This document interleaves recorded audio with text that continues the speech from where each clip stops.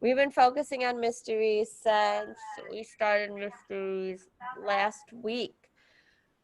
No, yes, last week. Last week we started mysteries, okay? So we've been doing a lot with mysteries, learning how to strengthen our reading, learning how to strengthen our detective skills, just strengthen being good readers, but also not just being good readers, but being good detectives, right? Good detectives. So what we are going to do today is we're going to do another mystery lesson, and then you guys are going to go read your mystery books like we always do. You do not have word work today, but we are going to do a little bit of Lexi, and then if we have time, remember yesterday how we talked about how working with a partner, talking about your mystery really helps?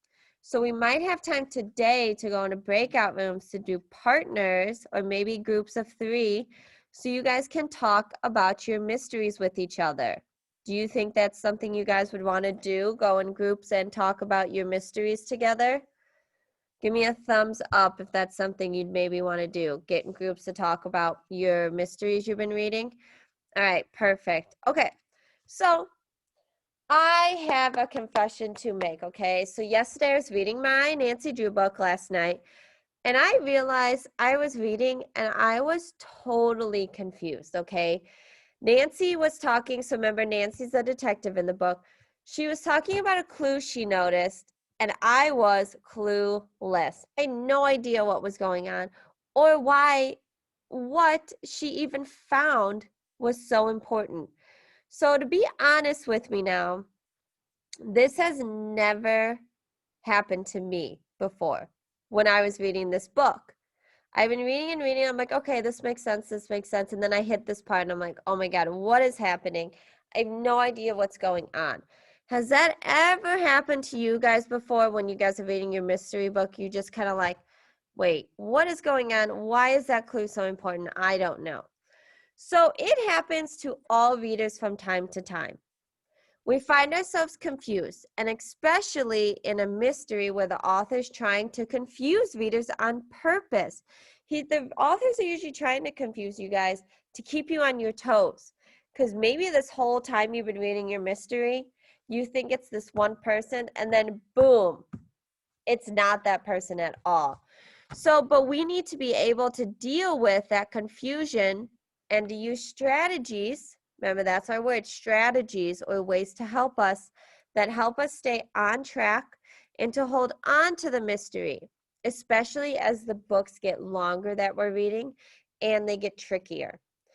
So today I want to teach you that if your mystery is a long book, if you have any book that seems long, it seems to help to have strategies for remembering what you've read, which will help you hold on to the story in your head as you read the new parts of a story. So sometimes readers pause at the end of each chapter and think, what's the main event happening here? What just happened? Are there small details that really matter? So I went ahead and kind of did this with the absent author. So we've been reading the absent author, okay? So because I was getting confused as I was reading my Nancy Drew book yesterday, I decided to, all right, before we get any further in the absent author, I think I should go back and give a little summary. So remember, retelling, a little summary about what has happened in each chapter from the book, okay? So I began a timeline. Raise your hand if you know what a timeline is when I say I made a timeline. Okay, so a timeline is like a line, and then you put ticks on it, kind of like our number line, but it goes in order, so it tells time. So if I made a timeline of my life, it would be, all right, the first tick would be I was born. Second tick, I was a toddler and a baby. Third tick, I was in elementary school, and then so on and so on. So if we made a timeline, basically we're making a line and going by the beginning of the book to the end of the book, okay? So I'm going to show you. I actually started a timeline for the absent author. So let's see. All right. Give me a thumbs up. Can you guys see this? See my timeline? Give me a thumbs up. Okay, Rosette could see it. So this is my timeline, okay? I thought really carefully about the events that happened in each chapter. Any key details. Now, do you think I'm going to go and write the whole chapter down on this timeline? No. I just need to write the main event and any key details that will help us remember, okay? So, let's go through and see what I have in my timeline so far. So this is what happened in the absent authors. So if you forgot, I suggest you really pay attention and listen, okay? So we have DJ and RR in chapter 1. So Dink, Josh, and Ruth Rose will go to meet Wallace Wallace.